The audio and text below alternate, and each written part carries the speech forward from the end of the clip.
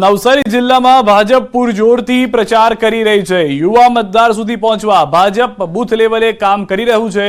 યુવા મોરચાના પ્રદેશ અધ્યક્ષ ડોક્ટર પ્રશાંત કોરાટે નવસારી જિલ્લાની મુલાકાત લીધી અને વિસ્તારના યુવા મોરચાના કાર્યકરો સાથે બેઠક કરી। ચૂંટણીમાં સૌથી વધુ મતદાન કરાવવા અને પાટીલની જંગી લીડથી જીત માટે રણનીતિ ઘડી કાઢી। યુવા મોરચાના કાર્યકર્તાઓ જે રીતે પ્રદેશના અધ્યક્ષશ્રીએ પેજ સમિતિનું ગઠન કર્યું છે એ જ રીતે યુવા મોરચાના કાર્યકર્તાઓ માય બૂથ 30 યુથ એટલે કે 35 વર્ષથી નીચેના યુવાનોને આઈડેન્ટિફાઈ કરી એમને સંપર્ક કરીને આગામી સમયમાં 7મી તારીખે મતદાન વધારે કરાવે એના માટેનું કામગીરી એમને સોંપવાની છે। બનાસકાંઠા લોકસભા બેઠક પર ભાજપ ઉમેદવાર રેખાબેન ચૌધરી જોરશોરથી પ્રચાર કરી રહ્યા છે। ગામડાઓમાં રેખાબેનને લોકોનો સારો પ્રતિસાદ મળી રહ્યો છે। રેખાબેનની પ્રચાર યાત્રા જ્યારે વાવ તાલુકાના માડકા ગામમાં પહોંચી તો ગ્રામજનોએ અનોખો આવકાર આપ્યો। ભૂદેવોએ સંસ્કૃતમાં મંત્રોચ્ચાર કરીને રેખાબેનને આશીર્વાદ આપ્યા। આ દરમિયાન મંત્રોચ્ચારથી વાતાવરણ ધાર્મિક અને ઉર્જામય બની ગયું હતું।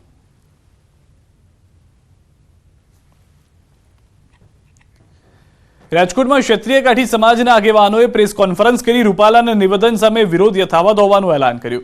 ગઈકાલે અખિલ ભારતીય કાઠી ક્ષત્રિય સમાજના પ્રમુખે સમાધાનની જાહેરાત કરી હતી, જેની સામે સૌરાષ્ટ્રના કાઠી ક્ષત્રિયોએ વિપરીત નિવેદન આપ્યું। રાજકોટમાં સાવરકુંડલા સ્ટેટના પ્રતાપભાઈ ખુમાણ, અડતાળા સ્ટેટના જીતેન્દ્ર વાળા, સનાળા સ્ટેટના વિરેન્દ્ર વાળા, સૂર્યપ્રતાપગઢ સ્ટેટ પ્રકાશ વાળા સહિત સૌરાષ્ટ્રના કાઠી ક્ષત્રિય આગેવાનોની બેઠક મળી, જેમાં શુક્રવારે કમલમમાંથી કરાયેલી જાહેરાતને અર્ધસત્ય ગણાવવામાં આવી છે। પ્રતાપ ખુમાણે કહ્યું કે સમાજના કેટલાક આગેવાનોએ જે જાહેરાત કરી તે અર્ધસત્ય છે। કેટલાક ગણ્યા ગાંઠિયા લોકો સમાજનો નિર્ણય ન લઈ શકે, સાથે જ દબાણમાં આવીને જાહેરાત કરી હોવાનો દાવો કર્યો। સમાજના આગેવાનો સાથે કોઈ મતભેદ ન હોવાની પણ વાત સ્પષ્ટ કરી। તો ભરતવાળાએ પણ જ્યાં સુધી રૂપાલાની ટિકિટ રદ ન કરાય ત્યાં સુધી વિરોધ યથાવત હોવાનું નિવેદન આપ્યું। એ અમારા આગેવાનો છે, એ અમારા માનનીય બધા વડીલો છે, એનો પણ વિરોધ નથી। અમારામાં એમાં ને બેમાં ફૂટપાટ પાડવાનો કોઈ આશય નથી। માત્ર આશય છે કે જે કહેવામાં આવ્યું એને અર્ધ સત્ય કહેવાય, પૂરું સત્ય નથી। જાહેર મોટા બિઝનેસમાં પડ્યા હોય, એના કારણો હોય, કોઈ અંગત કારણો હોય, પ્રેશરાઇઝ કરવામાં આવતા હોય।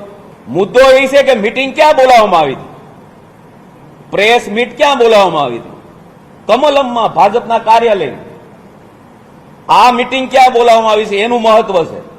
મુદ્દો વ્યક્તિગત છે, મુદ્દો પક્ષ સાથે નથી, મુદ્દો રાષ્ટ્રીય નીતિ સાથે નથી, મુદ્દો નરેન્દ્ર મોદી સાથે નથી। પણ ક્યાં સુધી? સમગ્ર સમાજે ક્યાંય સમર્થન આપેલ નથી અને આ જે સમર્થન છે એક પર્સનલ વ્યક્તિગત રીતે અને ગ્રુપ દ્વારા આપવામાં આવ્યું છે અને જે ગ્રુપના જે કાર્યકર્તાઓ છે એ ક્યાંક ને ક્યાંક ભાજપને રિલેટેડ અથવા તો ભાજપમાંથી આવે છે, એટલે એમને આ ફરજ પડી હોય સમર્થન આપવાની। આનાથી મોટું બીજી કોઈ વાત નથી। આમાંથી એક જ વસ્તુ છે કે અહીંયાથી રૂપાલાની જે ટિકિટ છે એ કેન્સલ કરવામાં આવે, એમની ઉમેદવારી રદ કરી અને કોઈ પણને બેસાડવામાં આવે તો અમે ભાજપની સાથે છીએ। જો 16 તારીખે આ ઉમેદવારી કેન્સલ ન થઈ તો અમે એના આગળના સ્ટેપ માટે પણ તૈયાર છીએ, ભાજપને મૂકવા પણ તૈયાર છીએ। રાજકોટમાં આવતીકાલે મળશે ક્ષત્રિય સમાજનું સંમેલન। આવતીકાલે સાંજે 5 વાગે મહાસંમેલન શરૂ થશે। રાજકોટ પોલીસ આપી શકે છે મહાસંમેલનને મંજૂરી, આ અંગેની જાણકારી મળી રહી છે। ડીસીબી, એસઓજી, એલસીબી સહિત સ્થાનિક પોલીસ સહિત 250 થી વધુ અધિકારીઓને જવાનો બંદોબસ્ત તૈનાત રહેશે। બંદોબસ્તમાં પોલીસે ટ્રાફિક અંગે પણ સર્વેની કામગીરી પૂર્ણ કરી દીધી છે। મંજૂરીની પ્રક્રિયા મોટા ભાગે પૂર્ણ થવા આવી હોવાની માહિતી મળી રહી છે। આવતીકાલે રતનપર ગામમાં ખુલ્લા ખેતરમાં આ સંમેલન મળી રહ્યું છે, જેમાં સ્ટેજ પણ બનાવવામાં આવી રહ્યો છે। અંદાજે મોટી સંખ્યામાં ક્ષત્રિયો પહોંચે તેવી જાણકારી મળી રહી છે, જેને લઈને આ તૈયારીઓ કરવામાં આવી છે। તૈયારીઓને આખરી ઓપ આપી દેવામાં આવ્યો છે। પોલીસે તેની તૈયારી કરી લીધી છે। મંજૂરી મળી શકે છે, પરવાનગી મળી શકે છે સભાની। 1,00,000-2 લાખ માણસની વ્યવસ્થા કરવામાં આવી રહી છે। ખાસ કરીને ટાવર પણ સાઉન્ડ સિસ્ટમ ઊભી કરવામાં આવી રહી છે। કેવડી સાઉન્ડ સિસ્ટમ? સાઉન્ડ સિસ્ટમ હે બહુ મોટી છે, જબરદસ્ત છે। તરફ સાબરકાંઠાના હિંમતનગરમાં રૂપાલાના નિવેદનના વિરોધમાં ક્ષત્રિય રાજપૂત સમાજનું સંમેલન યોજાયું। સાબરકાંઠા અને અરવલ્લી જિલ્લાના આ સંમેલનમાં મોટી સંખ્યામાં ક્ષત્રિય સમાજના આગેવાનો જોડાયા। સંમેલનમાં રૂપાલાની ટિકિટ રદ કરવાની ઉગ્ર માંગ કરાઈ।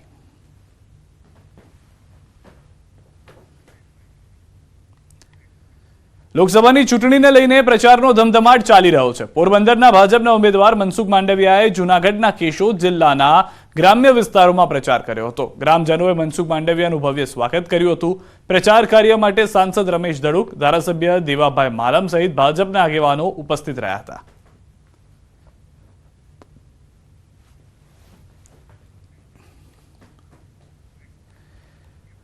રાજ્યમાં ત્રીજા ફેઝમાં લોકસભા ચૂંટણી યોજાવા જઈ રહી છે, ત્યારે કોંગ્રેસના ઉમેદવારો 15 એપ્રિલથી ફોર્મ ભરવાની શરૂઆત કરી શકે છે.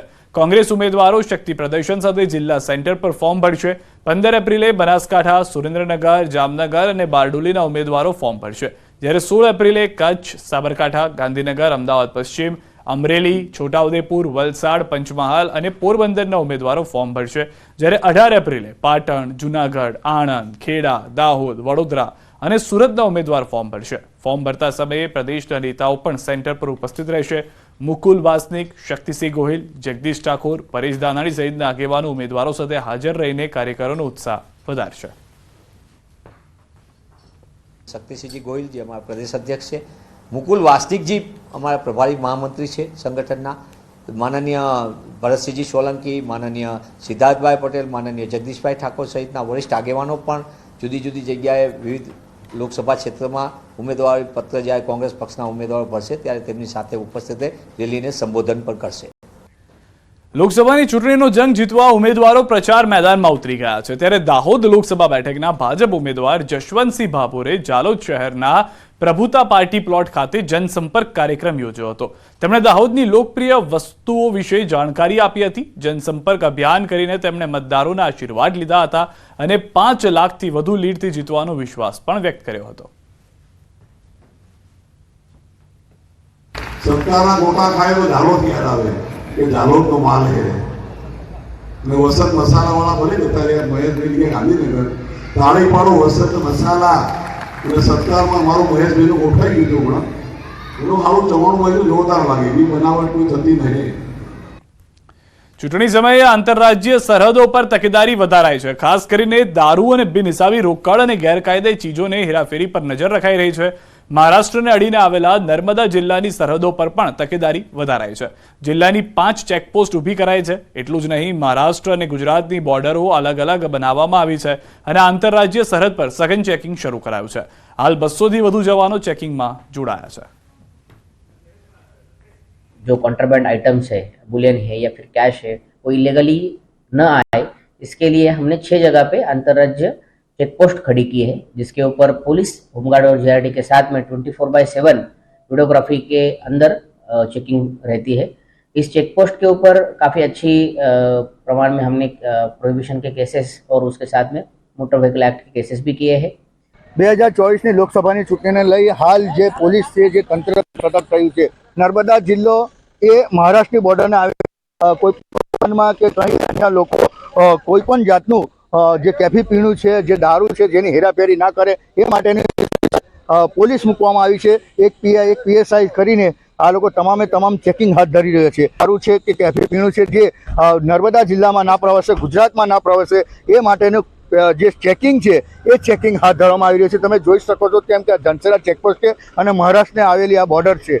આ બોર્ડર પર પોલીસનું સઘન ચેકિંગ હાથ ધરવામાં આવ્યું છે. એટલે જે 2024ની ચૂંટણી છે એ ચૂંટણીમાં કોઈ પણ જાતની અનિચ્છા બનાવ ના બને અને દારૂની હેરાફેરી ના થાય, જેની ખાસ કરીને કાળજી લેવામાં આવી રહી છે. અને આ કાળજી લેવાતા હાલ નર્મદા પોલીસ સતર્ક બની છે અને તમામ જે આવતા વાહનો છે જેનું ચેકિંગ હાથ ધરવામાં આવી રહ્યું છે. દીપક પટેલ, ન્યૂઝ 18 ગુજરાતી, નર્મદા.